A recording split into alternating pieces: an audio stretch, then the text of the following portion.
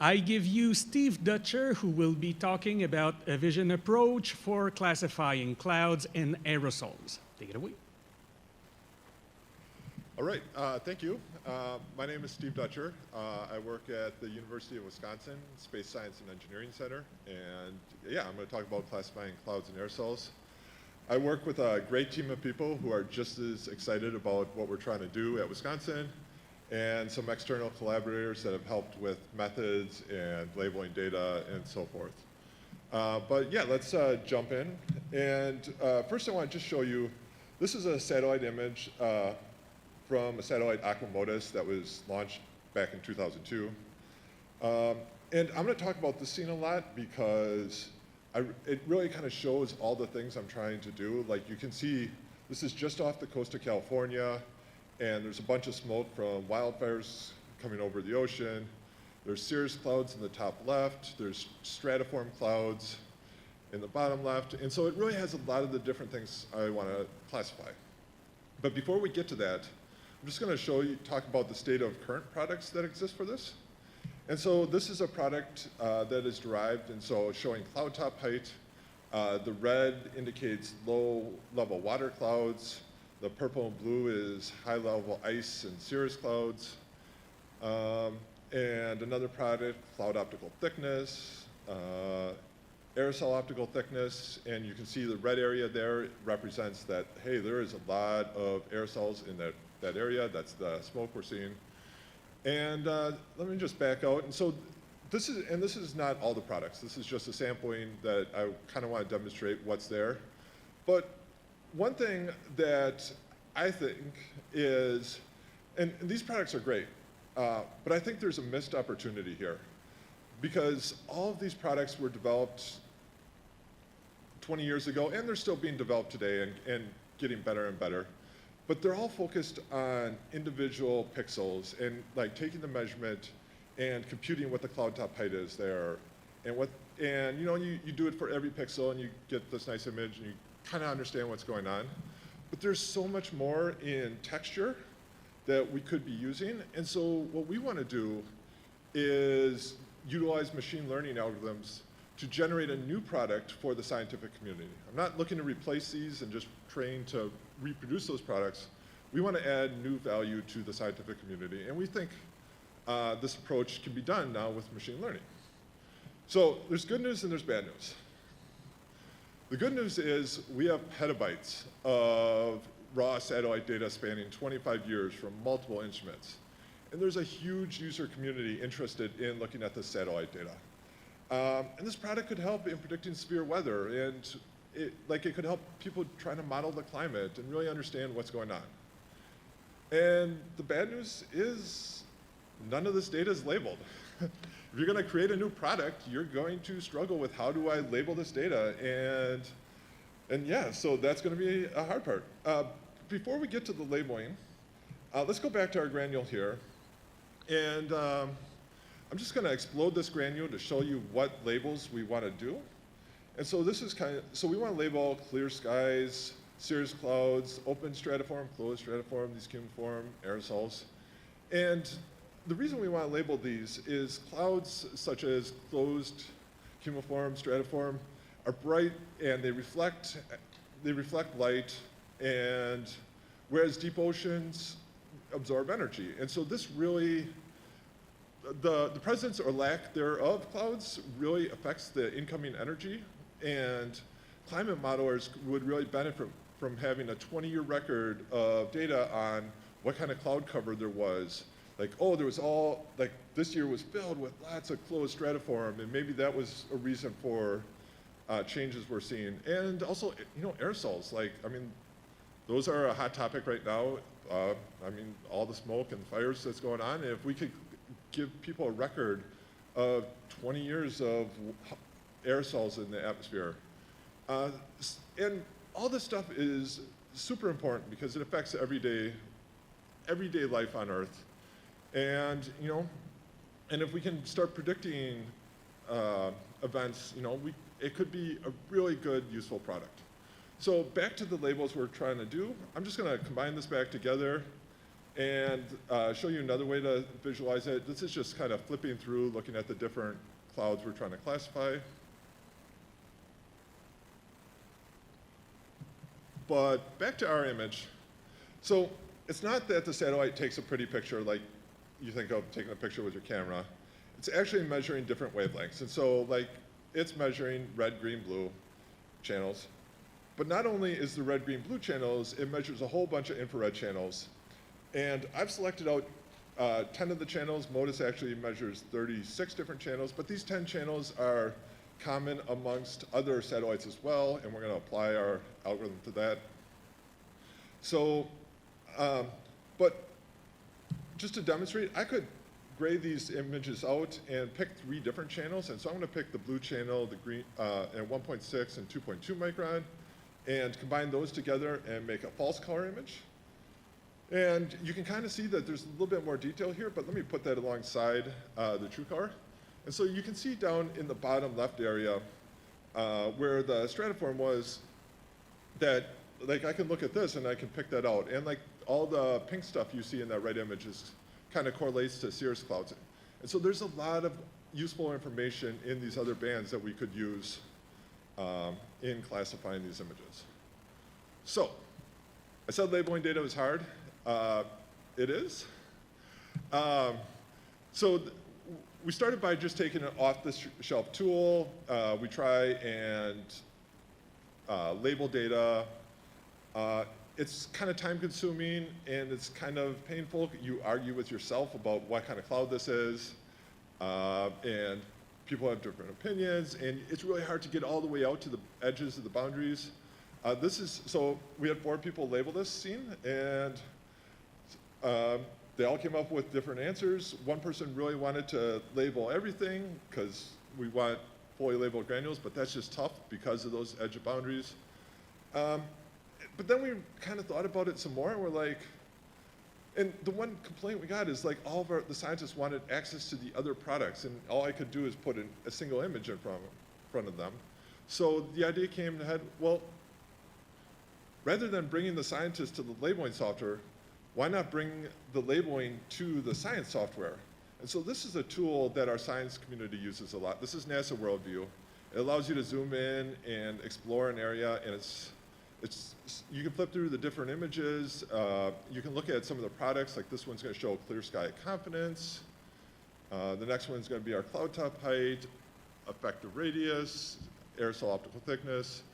But this is a tool that they're used to and how they want to explore the data and things that will help them in their labeling process. So we're going to, and thankfully, shout out to NASA Worldview because they made this tool entirely open source. So we downloaded it, made modifications, and we put our labeling tool right into the software. But I'm going to zoom in on this aerosol area a little bit more. And the other thing you're going to note is note how there's a little missing section there where with your eye you can clearly see that is an aerosol, but the algorithm has said it's so thick that that might not be aerosol, and so it tripped a quality flag. And so you can't, and also that was showing cloud top height, and the cloud top height was classifying it as a cloud. And so you can't always rely on these products, so that's why I really want the human to do the labeling for us. But they can, and so now I'm demoing here.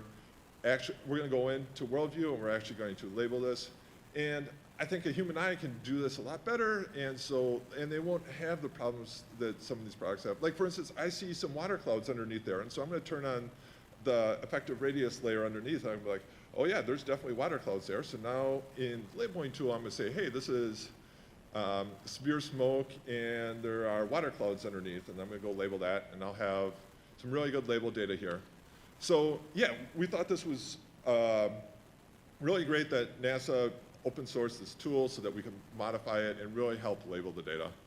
The final thing I'm going to say on labeling data is we do have to do some curating after we have our scientists label the data. Sometimes there'll be duplicate patches, like multiple people label the same thing. And we just have tools like this to explore and look at different label data. And this is just about only a couple % of what we have labeled, which still is not even close to enough for what we need. I mean, you always want more label data. but we have enough to get started. So we're going to train our first model now. And specifically, we're going to do a convolutional neural net. And in that, we're going to use VGG16. It won awards in 2014 for being really good at doing what it does. And so yeah, that's a good starting point. So this VGG16 is trained to recognize images of dogs, cats, cars, bikes, what have you. And this is just an image on the internet that kind of shows how it works. You feed in an image on the left. It does a bunch of convolutions and pooling of the results until you get all the way over to the fully connected layer at the right. And what that does is it classifies your image into one of 1,000 different labels. Like, is this a cat? Is this a dog? And it tells you what it is. What we're going to do is rip off that last layer and replace that with our 6 classifier labels. And yeah, so now we can kind of train up our model using this architecture that was trained against images of cats and dogs, but we're going to update it to work with our satellite imagery.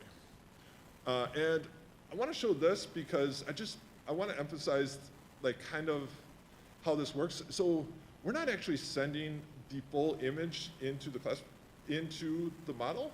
We're sending just a 25 by 25 kilometer image because clouds change really fast, and we don't want to send we can't do the full image at once. So we're gonna scan through this image, and we're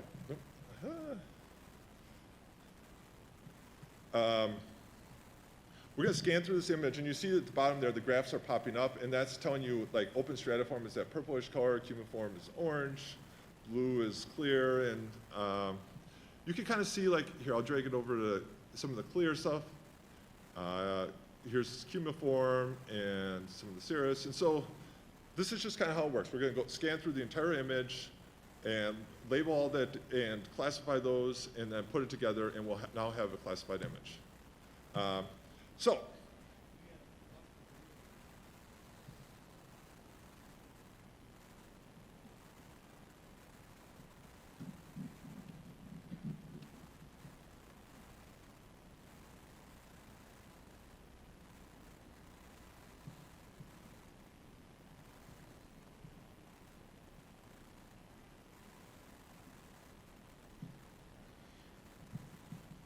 Is this about where I cut out? Okay. Yeah, so it's just running through the image, classifying all those. We'll stitch it all back together, and now we've got our classified image. So that worked out well, and now we're going to apply this to a different type of satellite, specifically geostationary. So up until now, I've been working with polar orbiting satellites, but we're going to take a completely different instrument and apply the same model to that. And so the beauty of geostationary is it shows every 10 minutes it looks at the exact same scene. And so you can kind of see clouds moving over the top of other clouds. And this would also help our science team in labeling this data, because it's easier to see with your eye what's going on. So this is kind of showing our classification, but I'm going to show it another way, which is I'm just going to pick out the cirrus clouds here and highlight them. And so this is kind of what we see of the cirrus clouds moving up. Here's the aerosol that our model is classifying. Some of the cumuliform, closed stratiform, open stratiform. And this one, I have tinted the closed stratiform with a pinkish tint, and then the open stratiform is bluish. And so you can see how closed and is kind of transitioning into open stratiform. And now I'll bring in the cirrus clouds with a greenish tint, and you can really see that texture that's going on there. And so we feel like this is a good result. It's very preliminary, but everything looks promising. And the real highlight here is we trained on MODIS and VIIRS and applied to geostationary. And all these instruments were built 10, 20 years apart, and it just works. So the first question everybody asks us when we show them this result is, why are we only using 3 channels? There's so much more data out there. Well, that's a great question. Well, we're using VGG16, which is designed to work on images. But there's no reason we can't change that out as well. And so we can modify the front end of the model. And we're going to do that to add 6 channels in there, or 6, 7, however many you want. But before I do that, I want to do some integration testing, and I'm going to use a data set called MNIST, because if I'm going to make architecture changes to this model, I really want to know that they're working. And so what MNIST is a series of handwritten digits. Thankfully, it's all labeled for you already, so we can just grab that data set off the internet and train against it. And I'm going to show you a little bit about tools that people use in machine learning. So a lot of times, we'll use plots like this showing the accuracy and loss and the learning rate of our training. And on the x-axis, it's showing what epoch you're at. The other thing, the solid line is the pre-training and dashed line is fine-tuning. During pre-training, you're only tuning the last weights in the last layer, and then once you get to fine-tuning, you allow all your weights to change, and you really try and push towards 100% accuracy, or 99% accuracy in this case. And so that's what you kind of see in that top left plot is like, you know, we got up to about 80% accuracy, and then we fine-tuned it, and we got up to close to 99% accuracy. Another common thing that's done is you reserve a bunch of your data for testing at the end. This is a confusion matrix. On the y-axis is showing the actual digits. On the x-axis is the predicted digits. And so you can see that diagonal line from top left to bottom right. 6,000 times it correctly predicts a 0 as a 0. And for the most part, this is kind of what 99% accuracy looks like. Sometimes a 6 looks like a 9, or a 4, or I mean a 6 looks like a 0, or a 4 looks like a 9. So now that I have this, I want to make a new data set for integration testing. And remember, like I'm trying to add more channels to our model. So what I'm going to do is I'm going to take digits 0 through 4, and I'm going to stick them all in the visible wavelength. And then I'm going to take digits 5 through 9, and I'm going to put them all in the infrared channels. And I have an idea in my head what that should look like when I train against this. And so I'm going to train assuming that I only use the visible channels. And so this is the previous graph or the confusion matrix we already looked at. But now here's the new one where I only trained against the visible channels. So digits 0 through 4 did really great. Everything that was in the infrared, it had nothing to go on, so it said everything was a 7. And so, you know what? That's what I expect. That's great. Accuracy was only 60%, but that's what I wanted it to do. So now I'm going to test out the new model that I've trained to have 6 channels. And I'm back to 99% accuracy. And you can, there's a few outliers that I don't quite understand there, but for the most part, I now have some better integration tests for testing out, like, hey, I just expanded this architecture from 3 channels to 6 channels.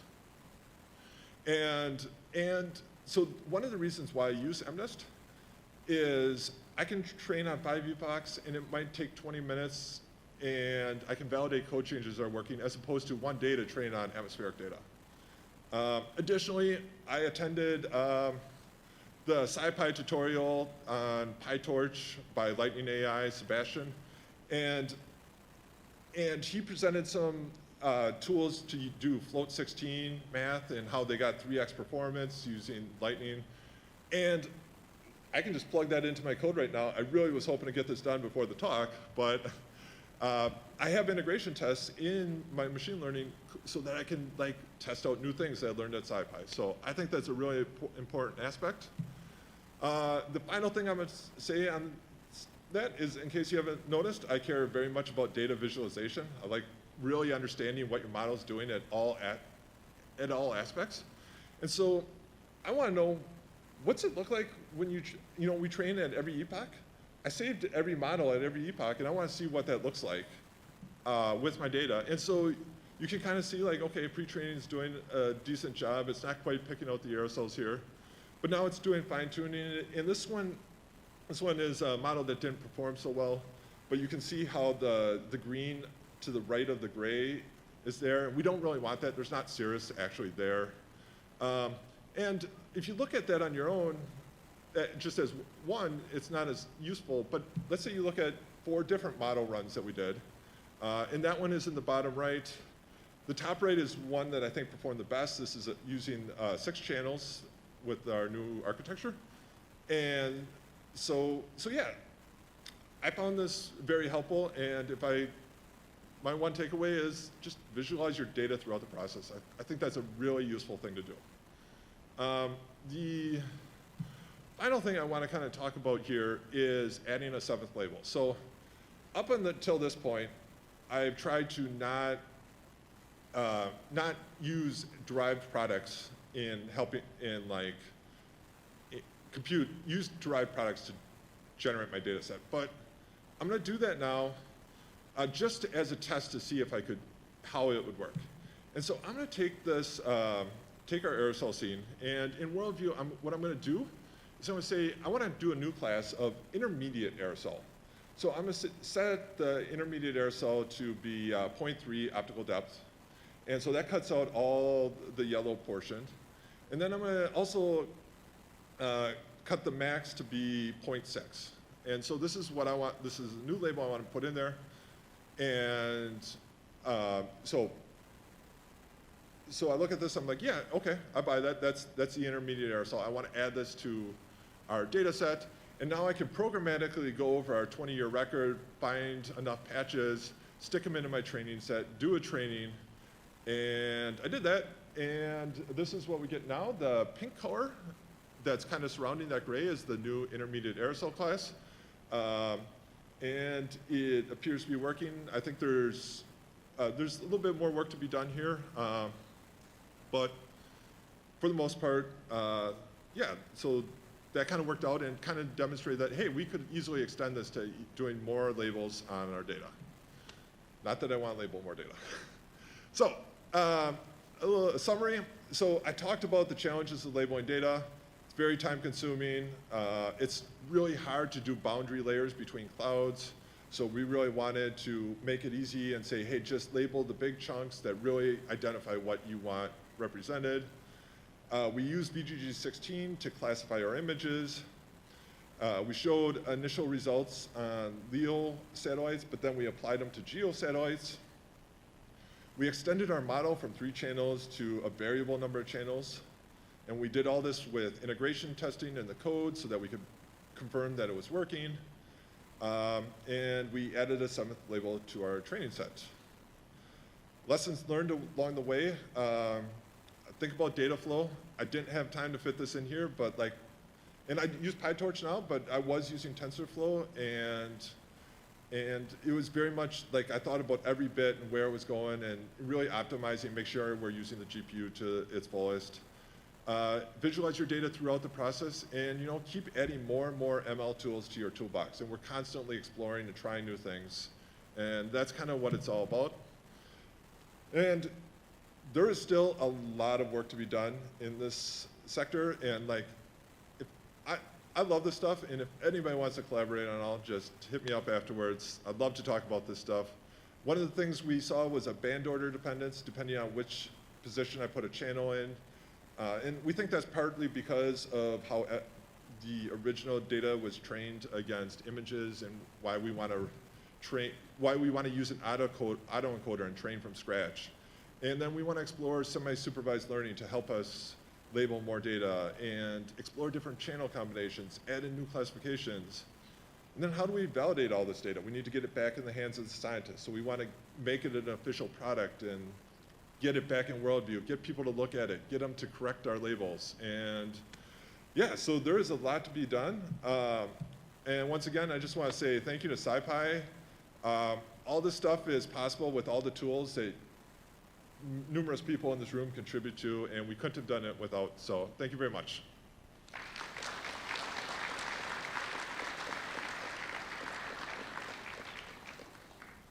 Any question for Steve? Come on in. No, yeah, but we want the virtual audience to also hear it. Just a question about the timeline on this project. What do you mean, what's the timeline like? So you built the software that helped people label things. You iterated over these models, kind of in terms of calendar time. How long did you spend on these? Yeah, calendar time going forward. That's a good question. I don't know what that is. We are still desperately looking for funding to really make this into an official product. Ideally, we'd like NASA to fund this and do this all in an open source I mean, NASA's directive is all open source software, and so we'd like to get there. I don't know, maybe a couple years, but yeah, we need more funding, and we're, you know, yeah, I can't give you a good answer on that, but yeah.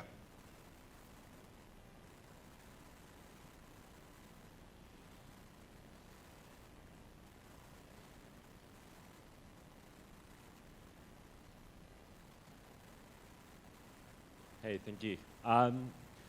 Is there a lot of back and forth collaboration with the end users, scientists, around the precision level of labeling? I imagine you could label very, very precisely, and that would impact your model, but if there's no benefit to picking up like very small areas of, I don't know anything about clouds, but maybe there's no benefit to picking up very small areas.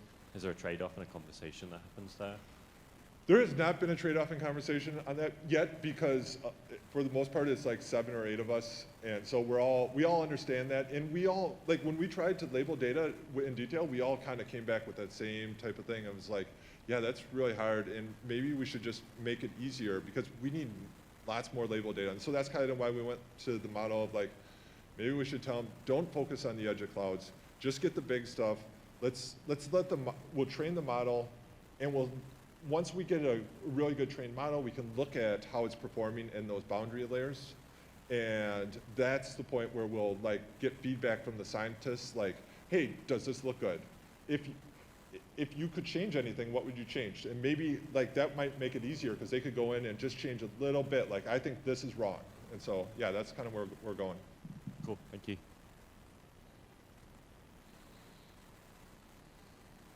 For the extra 3 channels, were those each 8-bit channels, like they would be for an Yes. RGB? So did you think about, instead of converting all of your radiometrically calibrated images, converting them into some 8-bit product and then putting that into a 6-channel thing, did you think about training a model, modifying the model architecture so that it could ingest the raw science product, like the raw image?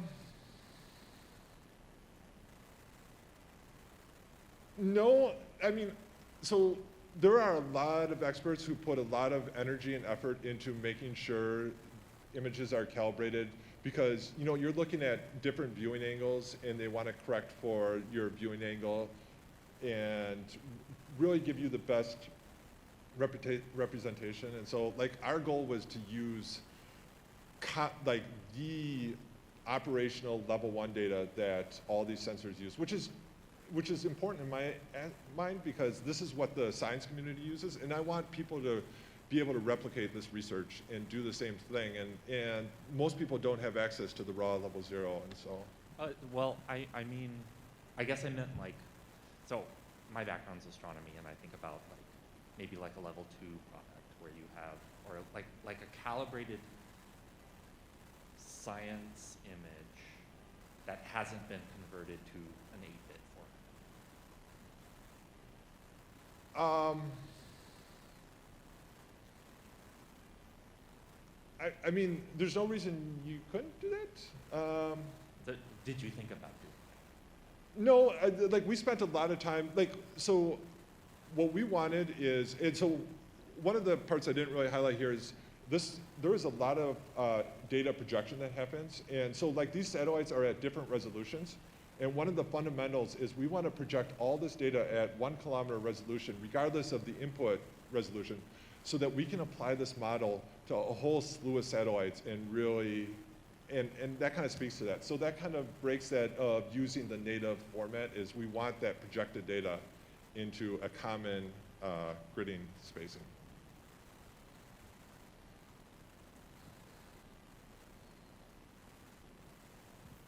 Thank you, it was a great talk. I really enjoyed it. I have more of a science question, and I noticed there was like a lot of masking over the land. Do you expect this to perform equally well over the land, or do you find differences in like shallow, turbid environments in coastal zones? That's a great question. So yes, we have, well, we have started out this project by only focusing over ocean right now because the ocean is a nice background. I've seen a little bits and pieces of it operating over land, but like we haven't really looked at that at all. And so we really want to tackle this, get the ocean working, and then we'll move on to land. Cool. Thank you.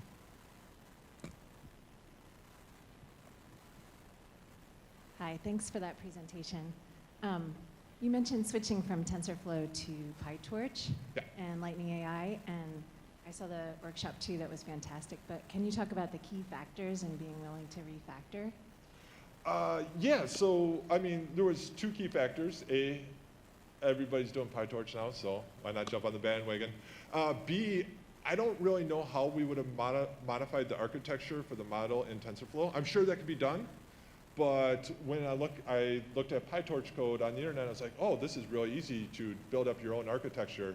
And so that kind of helped make that transition. And then once I jumped into PyTorch, I just loved it. I loved how, like, you send your data to the GPU. You say, I want this data to go to this GPU, and whatever GPU it's on, it runs on. And so, like, I like that control that PyTorch had. So, yeah. Thank you.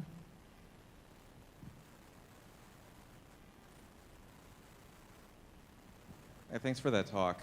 As someone who's been trying to do this from a different perspective, looking at limb viewing instruments rather than the imagers, I'm kind of curious how you came about the methodology for doing the labeling. We have something like, say, 60,000 events with 90 altitude profiles. We need to classify those points. That's the kind of thing I've done about 100 so far, but scaling that up orders of magnitudes more time than I kind of have. So identifying tools, getting other scientists involved, I'd be curious to see how you surmounted those problems. So I would say that's a problem that we haven't really solved yet. I mean, we solved it by making it easy to label imager data, but I have plans to actively investigate semi-supervised learning to see if that can help cluster data and like make it easy for us to label data in batches and really kind of improve the process. And I think that's something that a lot of the community struggles with, is how to label data. So if you want to talk about that more afterwards, I'm here all week. I'm even at the sprints, so yeah. Any other question? Well, let's thank our speaker again.